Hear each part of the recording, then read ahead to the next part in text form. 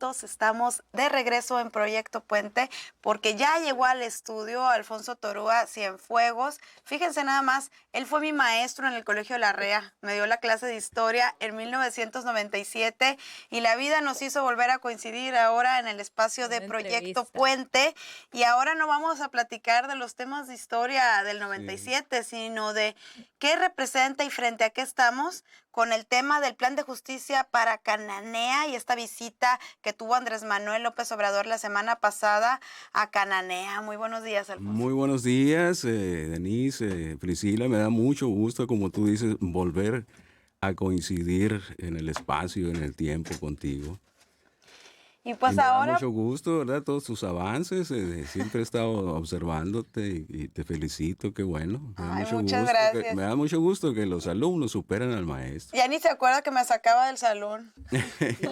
No, está prohibido sacar del salón.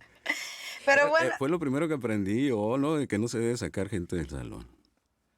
La maestra de Valenzuela, acuérdate. Muy rígida, ¿no? Y pues digo, es que lo más fácil sacar a los muchachos batallosos, pues no. No, me decía, tienes que enfrentarte a ellos. Pues ahí me tienen enfrentándome a esto. Y mire, hizo buen trabajo. Bueno, sí. Y precisamente pues queremos retomar, maestro, este tema del plan de justicia para Cananea. Ajá. El presidente Andrés Manuel López Obrador visitó el jueves para dar avances de este plan, precisamente donde anunciaba pensiones a mineros retirados, monitoreo de la salud a pobladores de Cananea, incluso también al río Sonora. Hablaba de reconciliación también. Usted precisamente, ¿qué es lo que observa en estos adelantos que daba el presidente? Pues mira, pues no se le quita a uno lo historiador, ¿verdad? Pero yo pienso que desde 1915 no se daba una visita tan importante a Cananea. 1915 llegó Venustiano Carranza en plena revolución constitucionalista con toda la plana mayor de revolucionarios que le iban a dar forma el final de la revolución, los que iban a formar las instituciones. Llegó con Plutarco Elías Calles, Adolfo de la Huerta, José María Maytorena, que era el gobernador, Ignacio L. Pesqueira, que fue el que le hizo frente a la usurpación de Victoriano de la Huerta como presidente del Congreso.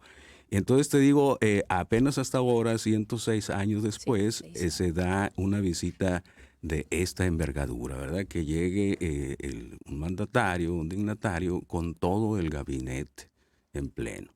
Nunca se había dado a pesar de que Cananea es una ciudad pues visitada por personajes como Ramón Corral, como Lázaro Cárdenas, como José Vasconcelos, y en fin, ¿verdad? Muchos personajes. Pues ahora es una visita histórica que además hace justicia porque todo lo que se está restituyendo, diría yo, por ejemplo, el agua. En Cananea nacen 4 ríos. Nace el río Bacuache y el Bacanuchi, que en Arizpe se juntan y ahí forman el río Sonora. Nace un río que se llama San Pedro, que va hacia los Estados Unidos, y luego un arroyo que se llama el 15, que va y da, que es un afluente del río Magdalena. Por lo tanto, jamás se había batallado con el agua en Cananea. Era de lo que estábamos orgullosos, de la pureza y de la cantidad. Recuerdo cuando yo era chico, había fugas de agua, y no me va a creer, pero la fuga, el chorro, alcanzaba hasta los 6, 7 metros de la presión que había. No, pues era una fuente para nosotros, ¿no? Hasta que llegaban y así era una cosa increíble, ¿no? Y ahora sufre la gente de agua. Por lo tanto, me parece que es un punto muy positivo que ahora se le ponga atención a esto, de que se privilegie pues el uso humano del agua en Cananea. Entonces, por ese lado está. Ahora, en la cuestión de la salud, también están restituyendo algo que nosotros ya gozábamos. Cuando la compañía era norteamericana y un poquito después contábamos con un hospital, el Hospital de Ronquillo, con lo más moderno del mundo. Fue de los primeros hospitales que hubo en Sonora. Fue el primer hospital que tuvo un elevador en Sonora y con una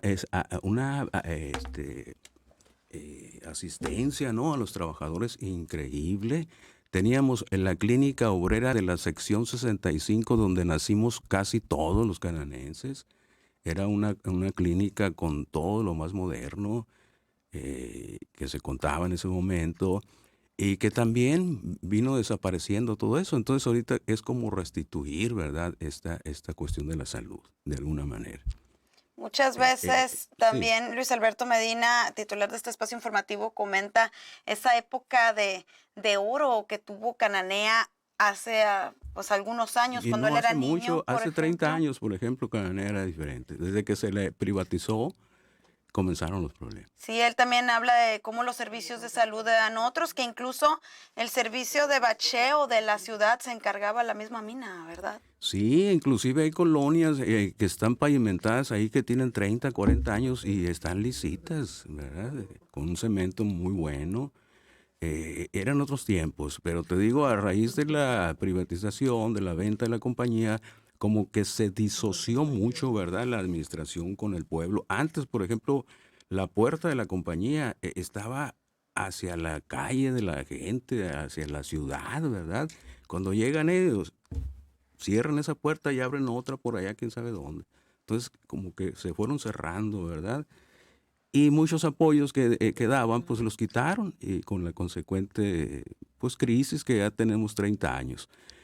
Digo, se avanzó mucho en el aspecto médico, en la cuestión de los mineros retirados, por ejemplo, que era una cosa que ya tenían años y años pidiendo que se les atendiera el seguro, pues con medicamentos y con atención médica, pues lo lograron y aparte una pensión que si bien es cierto del salario mínimo, pero bueno, finalmente una pensión que junto con otras pensiones, porque nosotros el salario mínimo han de saber que es más alto, ¿verdad? Porque somos zona fronteriza. Sí. Bueno, van a ser 7, 8 mil pesos los que van a agarrar, que antes no tenían nada, y aparte del servicio médico. Entonces, se avanzó en muchas cosas, pero otras quedaron pendientes, como es el caso de la sección 65. Eso. Despedimos la señal de Megacable y nos quedamos en Proyecto Puente con Alfonso Torúa Cienfuegos, analizando frente a qué estamos con el plan de justicia para Cananea.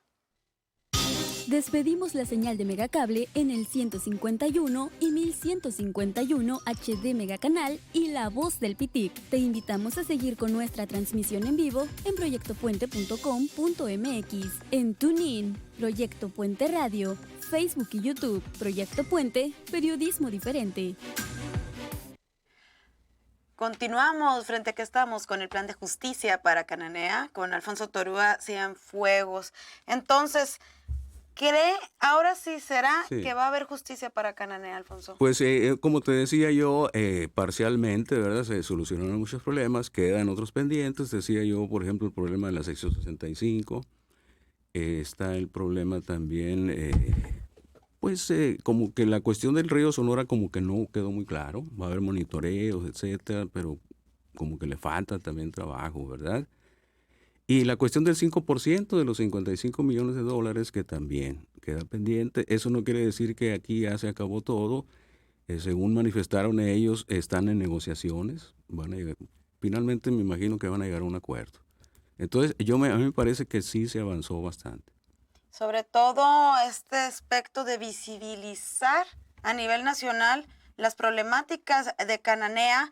Hace 2 años yo estuve en Cananea haciendo un reportaje precisamente sobre todo lo que no se veía de Cananea y las problemáticas de los ciudadanos que pese a que viven en un pueblo que tiene una industria y una historia minera tan importante, tienen tandeos del agua y tienen problemáticas que dices, ¿cómo es posible que estas personas y esta población esté tan abandonada en tantos aspectos?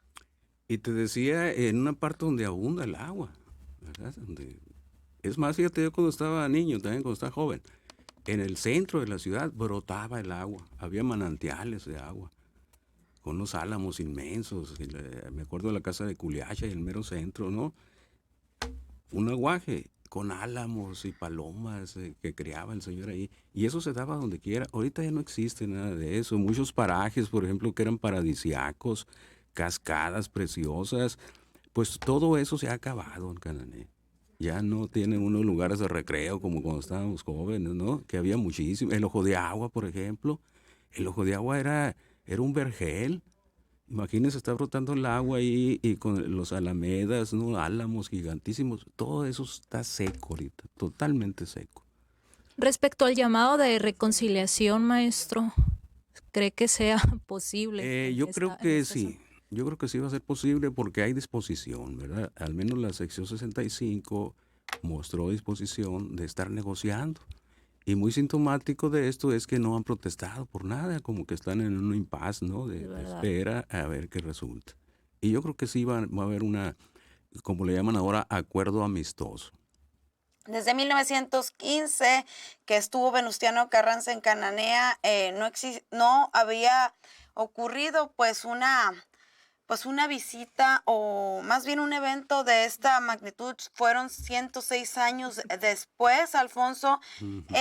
A su perspectiva y fuera de los temas que se abordó en el plan de justicia para Cananea, ¿qué es lo que más hace falta En Cananea. para alcanzar una justicia? Te voy a decir como le dijo cuando resulta que una vez fue un gobernador allá en Cananea y dijo, aquí estoy para servirles, ¿en qué les puedo servir? Y gritó un señor allá, qué bueno que le dice, porque estamos necesitando un pitcher zurdo, dijo, ¿no? Mucha afición al béisbol ahí. Pero mira, pues hace muchas cosas, pues todo esto que nos anuncia, pues eran cosas que faltaban, ¿no? Yo creo que faltaría mucha atención. No mencionamos, por ejemplo, la cuestión turística. Cananea tiene una arquitectura muy especial que no se da en otra parte de la República Mexicana, y es esa arquitectura de influencia victoriana que trajeron los norteamericanos, que todavía hay muchos edificios de este tipo. La Casa Green. La Casa Green, la Casa Proctor. Bueno, hay muchos edificios, ¿no? Hay cerca de unos 30 edificios que todavía conservan esa arquitectura y tipo Bisbee, ¿no? Entonces, me parece que esos 120 millones que se le va a invertir son muy buenos también, ¿no? Entonces, Y también pues hace falta que se abra un poco la compañía a la gente de Cananea, que les dé chamba a la gente de Cananea también. esa es otra problemática que también ha sido denunciada por los mineros, ¿no? Por la gente de Cananea, inclusive uno de los requisitos era no ser de Cananea para poder ingresar como minero a la mina. Que les llamaban los famosos napos, ¿no? Todavía, ¿no? Todavía. Todavía les llaman los napos, sí, respectivamente, pero has de saber tú que la sección 65 es una organización gremial que ha dado mucho a la población. A donde quiera que tú voltees, ves siempre la mano de la sección 65. Entonces es una organización de mucho respeto que desgraciadamente pues ya 14 años, ¿no? En este problema. Eso es lo que está haciendo falta ahí, ¿no? También. Entrarle a la solución. Pero como les digo, parece que ahí van las negociaciones. Denise, ¿algo que les gustaría agregar? Sí, maestro, pues bastante interesante lo que nos está diciendo. 106 años tuvieron que pasar para que hubiera anuncios históricos de nueva cuenta para Cananea, cuna de la revolución.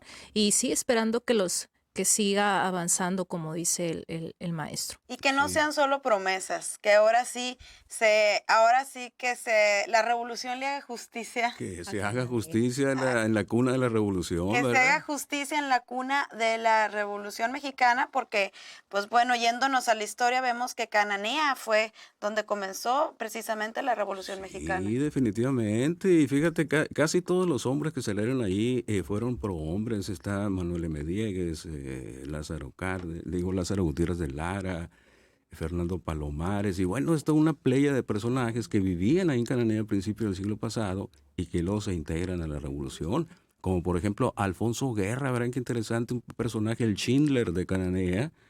Este señor salió en 1920 con el plan de Agua Prieta hacia Europa y se convirtió ya en cónsul de Hamburgo en Berlín. Y como tal, desde 1924 a 1939, cuando se vino el nazismo, salvó muchas vidas de judíos y comunistas. Alfonso Guerra, que había salido de Cananea, ¿verdad? Cuando triunfó la revolución, él mejor se quiso ir a estudiar a Europa en lugar de ocupar un puesto como todos. Entonces allá se convirtió en un diplomático, como te digo, muy importante, que, repito, salvó muchas vidas del Holocausto. Y así como ese personaje, pues hay muchísimos, ¿no? Aquí nos podíamos pasar toda la mañana, yo creo, hablando de todos los personajes que salieron de Cananea, que se fueron a engrosar las filas del movimiento revolucionario. Pues muchas gracias, Al Alfonso. contrario, fue un Esperemos. placer estar contigo, con Denise y en ese programa, ¿no? Tan escuchado, tan visto. Y pues bueno, yo soy paisano, ¿no? De Luis Alberto. También orgullosamente originario de Cananea. Claro que sí, y por supuesto que qué mejor personaje para analizar el plan de justicia para Cananea. Y ya con esto pues llegamos al final del programa, agradecemos que en su permanencia, les recordamos que toda la información se queda en Proyecto Puente, síganos en el canal de YouTube de Proyecto Puente, proyectopuente.com.mx, síganos en las redes sociales de Proyecto Puente, en Facebook, en Twitter, en Instagram, también en el 88.1 FM La Voz del Pitic, 101.5 Radio Fiesta, en la señal de Megacable y desde hace una semana también en Azteca Tucson, a quienes les mandamos también un afectuoso saludo. Yo soy Priscila Cárdenas, me acompañó Denise Robles, ambas en relevo de Luis Alberto Medina. Les deseamos que tengan un excelente lunes. Buenos días.